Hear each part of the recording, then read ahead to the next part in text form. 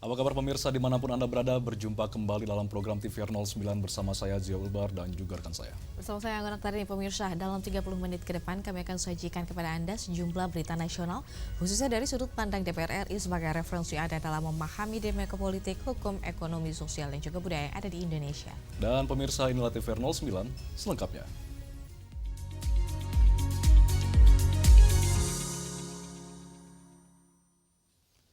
Komisi 10 DPR RI mendukung usulan tambahan anggaran Kementerian Pendidikan Dasar dan Menengah tahun 2027 agar program prioritas dan peningkatan mutu pendidikan dapat berjalan dengan optimal. Kementerian Pendidikan Dasar dan Menengah mengajukan tambahan anggaran sekitar 40 triliun rupiah untuk tahun 2027 dari pagu indikatif 58 triliun rupiah. Anggota Komisi 10 DPR RI mendukung usulan penambahan anggaran tersebut demi perbaikan dan peningkatan kualitas atau mutu pendidikan di Indonesia. Habib Syarif mengatakan, Kemdikdasmen layak mendapatkan tambahan anggaran untuk menjamin keberlangsungan program-program prioritas di sektor pendidikan nasional, baik kualitas pendidikan dasar dan menengah, hingga kesejahteraan para tenaga pendidik di seluruh Indonesia. Selain itu, tambahan anggaran juga diperlukan untuk mendukung pelaksanaan wajib belajar 13 tahun, penyaluran beasiswa pendidikan, dan pelaksanaan program profesi guru. Kita sementara sepakat, walaupun kesimpulannya sangat tidak memadai. Itu bahasa yang kita pergunakan, bahwa dengan pengajuan sekian, kementerian masih kurang, masih butuh anggaran yang banyak. Ini juga perlu satu strategi khusus. Yang pertama tentunya perjuangan kawan-kawan di Banggar, bagaimana agar supaya anggaran pendidikan ini jangan sampai mengalami nasib seperti tahun yang lalu, mengalami efisiensi. Saya pribadi sangat sepakat apabila dua kementerian ini jangan sampai ada efisiensi lah. Yang pertama Kementerian Pendidikan untuk dunia pendidikan, yang kedua kesehatan. Habib Syarif berharap penambahan anggaran bagi Kemdikdasmen bisa disetujui di tengah tekanan ekonomi dan keterbatasan fiskal nasional sehingga berbagai program prioritas pendidikan berjalan optimal dan tepat sasaran. Afif dan Rangga, TVR Parlemen, melaporkan. Pemirsa, dukungan terhadap infrastruktur berbasis masyarakat terus menguat. Komisi 5 DPR RI menilai program ini mampu mendorong ekonomi masyarakat sekaligus memperkuat kesempatan kerja. Dalam upaya meningkatkan manfaat ekonomi dan pembangunan di tingkat masyarakat, Komisi 5 DPR RI mendorong penguatan anggaran program infrastruktur berbasis masyarakat atau IBM dalam pagu Kementerian Pekerjaan Umum tahun 2027. Ketua Komisi 5 DPR RI Lazarus menilai program IBM memiliki dampak positif bagi masyarakat. Selain menghasilkan infrastruktur yang sesuai kebutuhan warga, program tersebut juga menciptakan kesempatan kerja dan menambah pendapatan masyarakat yang terlibat langsung dalam pelaksanaannya. Infrastruktur yang mereka bangun kena di tempat mereka menerima manfaat dari infrastruktur itu. Yang kedua, hasil kerjanya bisa untuk menopang perekonomian mereka. Maka itu tekankan. Sekarang kan kita tahu harga BBM tinggi, nilai tukar rupiah terus melemah. Itu tekanan kan harga barang jadi mahal. Perlu ada stimulan dari kementerian ya untuk mensupport supaya daya beli masyarakat ini terbantukanlah. Sementara itu, anggota Komisi 5 DPR RI Hamka Bacokadi menilai IBM merupakan salah satu program yang manfaatnya paling dirasakan langsung oleh masyarakat. Oleh karena itu, ia mendorong agar kebutuhan anggaran yang masih belum terakomodasi dapat menjadi perhatian pemerintah dalam penyusunan anggaran tahun 2027. Janganlah IBM yang merupakan aspirasi dari rakyat yang kami selalu suarakan di sini, itu yang menjadi anak tiri. Tolong dipikirkan itu, Pak. Ada beberapa teman-teman saya ada di Banggar di sini. Insya Allah kami akan berjuang. Elvi dan Mufid, TVR Parlemen melaporkan. Komisi 13 DPR RI memastikan prioritas anggaran HAM difokuskan pada program yang berdampak langsung bagi masyarakat. Informasi selengkapnya akan kami hadirkan saat lagi. Tetap bersama kami di TVR 09.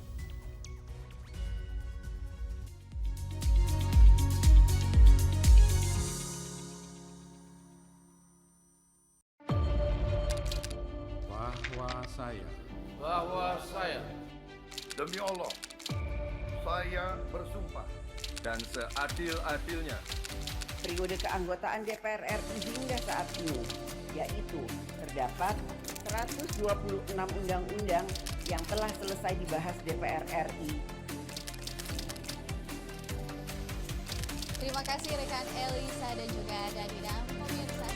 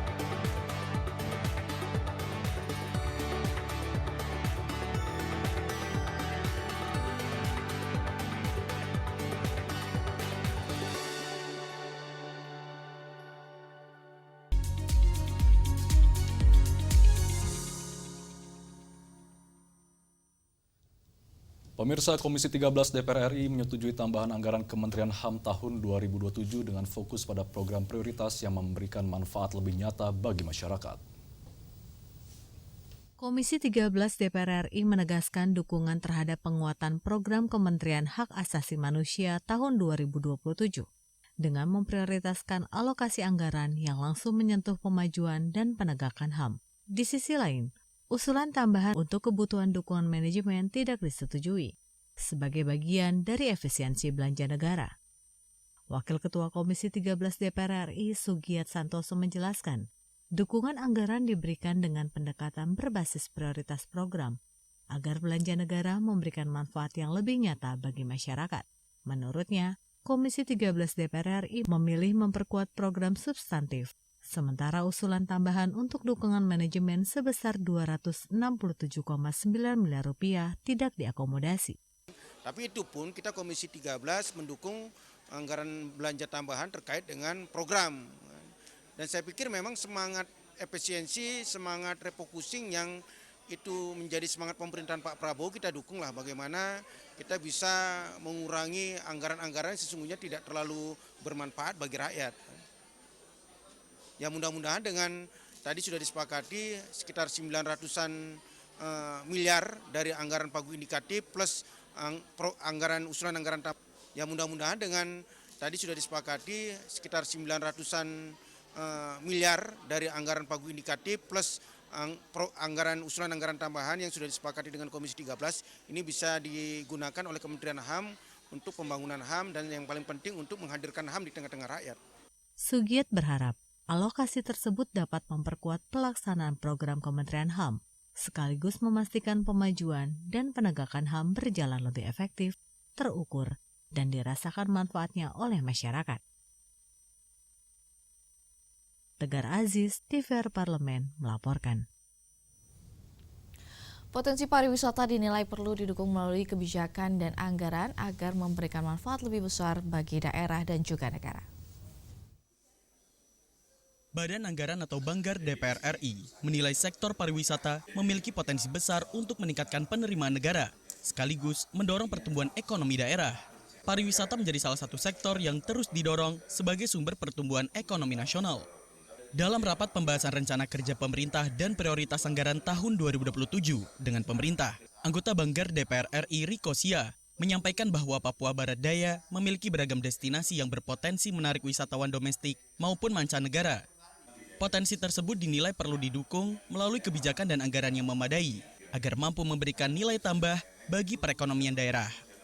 Terkait dengan semua ini, daerah dapil kami tadi saya menyimak bahwa pariwisata ini sama sekali tidak ada di dalam PSN yang 8 itu ya. Nah, sementara tentunya PNBP yang mana dapat mengangkat PNBP nasional dan juga daerah penghasilan untuk tadi masyarakat yang ada di sana tentunya dibutuhkan dana DAK. Kenapa? Karena daerah tidak mampu, uangnya tidak cukup. Oleh karenanya saya mohon agar dapil Papua Barat Daya ini terkait dengan DAK-nya mungkin bisa ditambahkan. Pengembangan kawasan wisata unggulan seperti Raja Ampat dan daerah penyangganya tidak hanya akan meningkatkan daya tarik pariwisata nasional, tetapi juga membuka peluang ekonomi baru bagi masyarakat setempat. Oleh karena itu, dukungan pemerintah sangatlah diperlukan agar potensi tersebut dapat dikelola secara optimal dan berkelanjutan. Ferdian dan Rian, TVR Parlemen, melaporkan. Di balik keberagaman Indonesia, masyarakat adat menjadi penjaga warisan budaya bangsa. Badan Legislasi DPR RI terus memperjuangkan rancangan Undang-Undang Masyarakat Adat demi kepastian hukum dan keadilan. Pengakuan dan perlindungan hak masyarakat adat masih menjadi pekerjaan besar negara di tengah persoalan yang dihadapi masyarakat hukum adat di berbagai daerah, mulai dari ancaman terhadap tanah ulayat, tumpang tindih wilayah adat dengan perizinan usaha, hingga resiko kriminalisasi tokoh adat. Menyikapi kondisi tersebut, Balik DPR RI terus memperjuangkan hak masyarakat adat melalui penyusunan RUU Masyarakat Adat. Anggota Balik DPR RI Cindy Monica menyatakan, RUU Masyarakat Adat telah menempuh proses panjang sejak masuk program legislasi nasional dan kini menjadi salah satu prioritas pembahasan tahun 2026. Oleh karena itu, Balik bersama pemangku kepentingan terkait memiliki komitmen untuk mendorong RUU tersebut hingga sah menjadi undang-undang. Cindy menjelaskan, regulasi ini akan memberikan kepastian hukum dan perlindungan terhadap hak wilayah adat, pengelolaan sumber daya alam, pembangunan, serta kebudayaan masyarakat adat, termasuk memperkuat perlindungan bagi tokoh perempuan adat yang rentan terdampak konflik dan sengketa wilayah. RUU ini telah melalui perjalanan panjang sejak Prolegnas 2010 sampai 2014, masuk agenda prioritas pada tahun 2026. Paparan dari apa saja poin-poin yang akan kita perjuangkan, hak-hak masyarakat adat apa saja yang akan kita perjuangkan melalui undang-undang ini, ada hak wilayah, hak atas pengelolaan hasil bumi dan sumber daya alam, hak atas pembangunan, dan hak atas spiritual maupun kebudayaan. Melalui pembahasan regulasi tersebut, Cindy Monica berharap akan segera terwujud jaminan keadilan bagi komunitas lokal di berbagai daerah, mampu mencegah persoalan agraria dan menjaga keberlangsungan sosial ekonomi, serta kearifan lokal bagi generasi mendatang. Bari Ramadana, TVR Parlemen, melaporkan. Kemajuan sebuah negara tidak hanya ditentukan oleh pembangunan fisik, tetapi juga oleh seberapa serius negara menyiapkan generasi muda menjadi penggerak pembangunan. DPR RI menilai pembangunan kepemudaan harus menjadi prioritas dalam kebijakan nasional, didukung dengan perencanaan dan alokasi anggaran yang lebih berpihak. Informasi selengkapnya kami hadirkan sesaat lagi, tetaplah di TVR 09.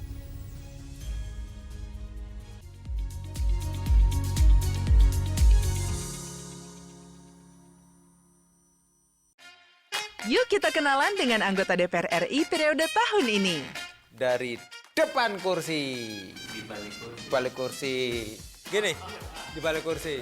Aku ingin menjadi sesuatu yang mungkin bisa kau rindu. Tetap kahiji, rukun sakabehna. Itulah pokok nama. Semakin penasaran kan bagaimana kiprah karir politiknya? Hanya di TVR Parlemen. Dari ruang sidang Senayan, Jakarta, menyajikan liputan langsung kinerja DPR RI.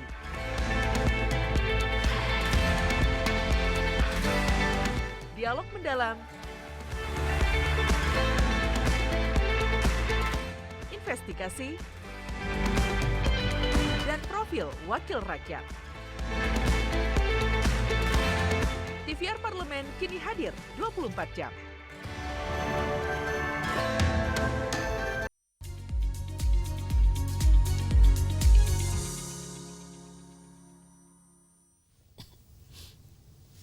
Pemirsa, Indonesia akan segera memasuki puncak bonus demografi di tahun 2030. Momen ini menjadi peluang strategis yang sangat ditentukan oleh kesiapan generasi muda sebagai penerus pembangun bangsa.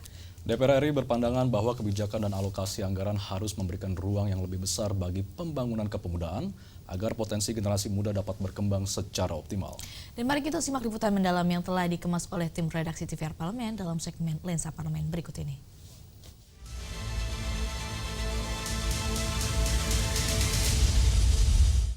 Anggaran kepemudaan Kementerian Pemuda dan Olahraga dicatat kurang dari 10% dari total pagu indikatif tahun depan. Padahal, setumpuk persoalan kepemudaan masih belum bisa diselesaikan, mulai dari dukungan sektor pendidikan, pengembangan kapasitas, kepemimpinan, hingga kurangnya lapangan pekerjaan.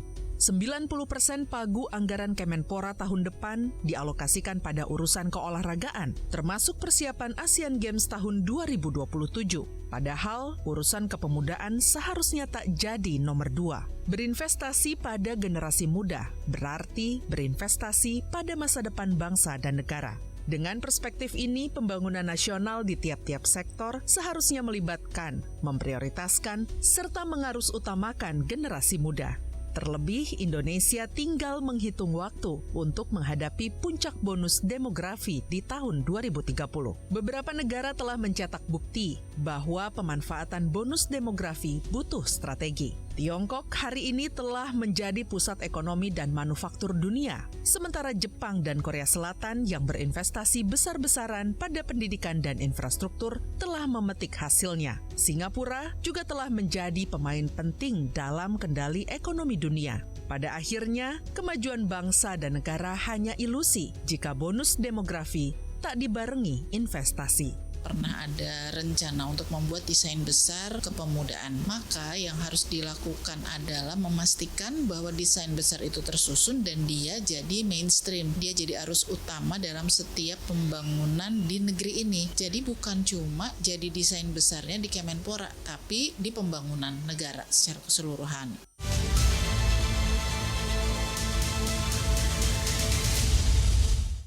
Pantai Ujung Genteng menjadi salah satu destinasi wisata andalan di pesisir selatan Sukabumi dengan panorama laut yang sangat memukau. Menariknya, pantai ini dikenal dengan hamparan pasir putih, ombak yang besar, serta suasana alami yang sangat terjaga. Tak hanya menawarkan keindahan pesisir, Ujung Genteng juga menjadi rumah bagi beragam kekayaan hayati laut. Dan informasinya akan kami hadirkan sesaat lagi, tetaplah di TVR 09.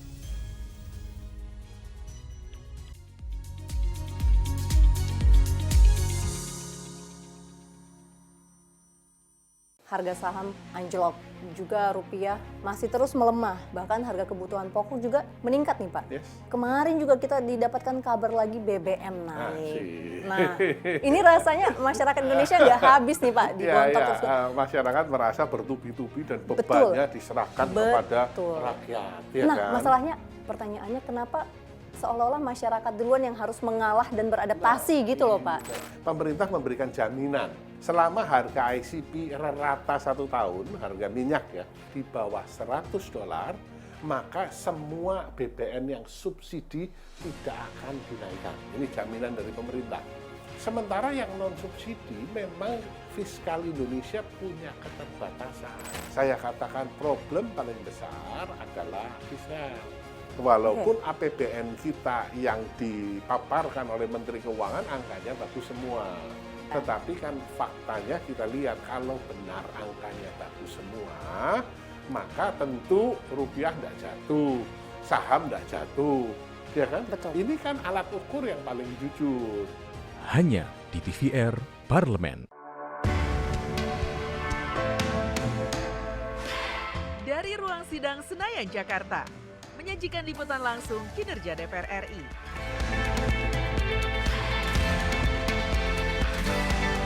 Dialog mendalam, investigasi, dan profil wakil rakyat. TVR Parlemen kini hadir 24 jam.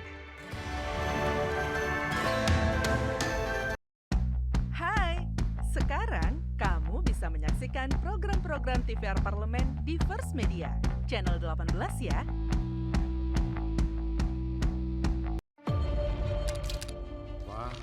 bahwa saya demi Allah saya bersumpah dan seadil-adilnya periode keanggotaan DPR RI hingga saat ini, yaitu terdapat 126 undang-undang yang telah selesai dibahas DPR RI.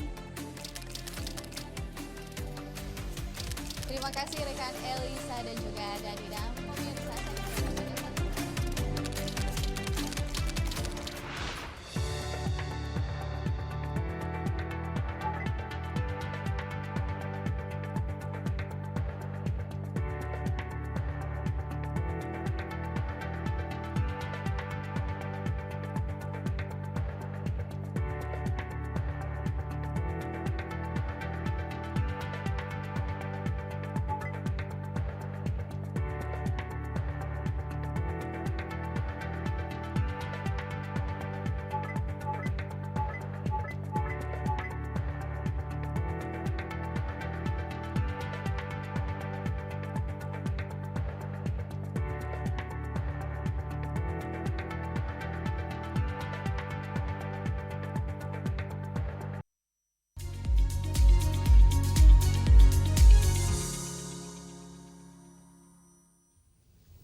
Anda kembali di TVR 09. pemirsa, salah satu daya tarik Ujung Genteng adalah penangkaran penyu, di mana ini pengunjung dapat menyaksikan proses pelepasan liaran tukik ke lautan. Perpaduan pantai yang indah, kehidupan bawah laut, dan pesona alam yang tenang menjadikan Ujung Genteng layak disebut sebagai surga pesisir selatan Sukabumi. Selanjutnya kita akan menyaksikan Pantai Ujung Genteng, surga pesisir selatan Sukabumi, dalam segmen Intips, informasi dan tips berikut ini.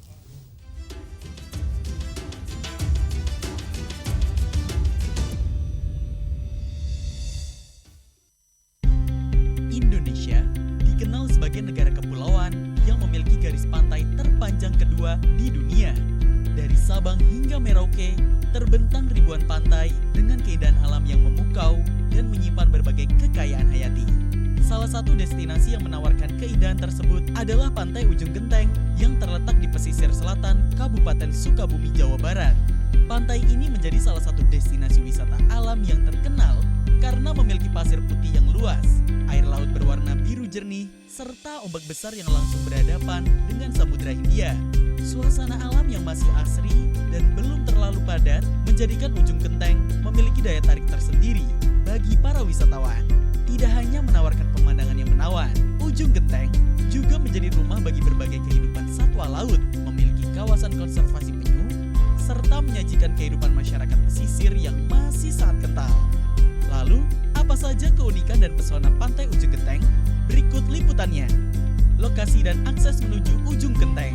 Pantai Ujung Genteng berada di Kecamatan Ciracap, Kabupaten Sukabumi, Jawa Barat. Lokasinya berada di bagian paling selatan Kabupaten Sukabumi dan langsung menghadap Samudra Hindia. Untuk mencapai kawasan ini, wisatawan memerlukan waktu sekitar 6 hingga 7 jam perjalanan dari Jakarta melalui jalur darat. Meskipun perjalanannya cukup panjang, rasa lelah akan terbayar saat memasuki kawasan pesisir Ujung Genteng. Di sepanjang perjalanan, wisatawan akan disuguhi pemandangan sawah, perbukitan hijau, hingga perkampungan yang masih asri. Suasana inilah yang menjadi bagian dari pengalaman berwisata menuju Ujung Genteng. Keindahan pantai dan Samudra Hindia. Daya tarik utama Ujung Genteng terletak pada keindahan alamnya yang masih terjaga. Hamparan pasir putih membentang panjang dengan tekstur yang lembut dan bersih. Air lautnya tampak jernih dengan gradasi warna biru dan hijau yang memanjakan mata. Ombak besar yang datang langsung dari Samudra Hindia menciptakan pemandangan yang sangat menakjubkan. Suara deburan ombak berpadu dengan angin laut yang sejuk memberikan suasana tenang dan menenangkan bagi siapa saja yang berkunjung. Keindahan alam ini menjadikan Ujung Genteng sebagai tempat yang tepat untuk melepaskan penat dari padatnya aktivitas perkotaan. Surga bagi para pesurf. Selain menawarkan pemandangan yang indah, Ujung Genteng juga dikenal sebagai salah satu lokasi selancar yang populer di Indonesia. Karakter ombaknya yang besar dan konsisten menarik minat para pesurf dari berbagai daerah, bahkan dari luar negeri. Pada musim tertentu, pantai ini dipenuhi pesurf yang ingin menaklukkan gelombang Samudra Hindia. Pengunjung yang tidak berselancar pun dapat menikmati atraksi para pesurf yang bermain di atas ombak. Pemandangan tersebut menjadi hiburan tersendiri bagi para wisatawan. Kawasan konservasi penyu. Salah satu keistimewaan Ujung Genteng adalah adanya kawasan konservasi penyu. Pantai ini menjadi salah satu lokasi pendaratan penyu hijau untuk bertelur. Setiap musim bertelur, penyu dewasa datang pada malam hari untuk menggali pasir dan menyimpan ratusan telurnya. Petugas konservasi akan memindahkan telur ke tempat yang lebih aman agar terlindung dari predator dan kerusakan alam. Setelah menetas, anak penyu atau tukik akan dirawat sementara sebelum dilepaskan kembali ke laut. Proses ini menjadi bagian penting dalam menjaga kelangsungan hidup penyu yang saat ini termasuk satwa dilindungi. Pesona matahari terbenam. Saat sore hari, Ujung Genteng menyajikan pemandangan matahari terbenam yang luar biasa. Perlahan langit berubah warna menjadi jingga, merah, dan keunguan. Pantulan sinar matahari di permukaan air laut menciptakan pemandangan yang sangat memesona. Tidak heran jika banyak wisatawan memilih menunggu senja untuk mengabadikan momen ini melalui foto maupun video. Suasana menjadi semakin tenang dengan iringan deburan ombak dan tiupan angin laut. Kehidupan masyarakat pesisir. Ujung Genteng tidak hanya menawarkan keindahan alam, tetapi juga memperlihatkan kehidupan masyarakat pesisir yang masih sederhana. Sebagian besar warga bekerja sebagai nelayan yang menggantungkan hidup dari hasil laut. Sejak dini hari, perahu-perahu nelayan berangkat menuju laut untuk mencari ikan, udang, maupun lobster. Hasil tangkapan tersebut kemudian dipasarkan ke pelelangan ikan dan sebagian diolah menjadi hidangan seafood segar bagi para wisatawan. Kehidupan nelayan menjadi salah satu gambaran kearifan lokal yang masih terjaga hingga saat ini. Kuliner khas Ujung Genteng. Setelah menikmati keindahan pantai, wisatawan dapat mencoba berbagai hidangan khas pesisir. Beragam olahan ikan bakar, cumi, udang, hingga lobster segar menjadi menu favorit yang ditawarkan warung-warung makan di sekitar pantai. Seluruh hidangan tersebut umumnya menggunakan hasil tangkapan nelayan lokal sehingga memiliki rasa yang segar dan khas. Kuliner menjadi pelengkap pengalaman berwisata di Ujung Genteng. Potensi pariwisata bagi masyarakat. Semakin meningkatnya jumlah wisatawan memberikan dampak positif bagi masyarakat sekitar. Berbagai usaha mulai dari penginapan, warung makan, penyewaan kendaraan, hingga penjual cenderamata turut berkembang. Pariwisata menjadi sumber pendapatan baru bagi warga dan mendorong pertumbuhan ekonomi lokal. Namun, perkembangan tersebut harus diiringi dengan pengelolaan yang baik agar kelestarian alam tetap terjaga. Pentingnya menjaga kelestarian alam. Keindahan Ujung Genteng merupakan warisan alam yang harus dijaga bersama. Setiap pengunjung memiliki tanggung jawab untuk tidak membuang sampah sembarangan, tidak merusak ekosistem pantai, dan selalu mematuhi aturan di kawasan konservasi. Dengan menjaga lingkungan, kita turut melindungi kehidupan penyu, terumbu karang, ikan, dan berbagai biota laut yang menjadi bagian penting dari ekosistem pesisir. Kepedulian kita hari ini akan menentukan keindahan Ujung Genteng di masa depan. Pantai Ujung Genteng menjadi bukti bahwa Indonesia memiliki kekayaan alam yang luar biasa. Keindahan pasir putih, deburan ombak Samudra Hindia, pesona matahari terbenam, kawasan konservasi penyu, hingga kehidupan masyarakat pesisir menjadikan destinasi ini memiliki nilai wisata sekaligus edukasi. Melalui Ujung Genteng, kita belajar bahwa alam bukan hanya untuk dinikmati, tetapi juga harus dijaga dan dilestarikan. Dengan kepedulian bersama, keindahan pantai Ujung Genteng akan tetap menjadi kebanggaan Indonesia dan dapat dinikmati oleh generasi yang akan datang. Sampai di sini perjalanan kita menyusuri pesona Ujung Genteng. Semoga keindahan alam dan kearifan yang terpancar dari kawasan ini menjadi inspirasi untuk terus mencintai dan menjaga bumi pertiwi. Sampai jumpa kembali di segmen Intip selanjutnya. Segmen informasi dan tips yang menyingkap beragam cerita menarik dari penjuru Nusantara maupun mancanegara.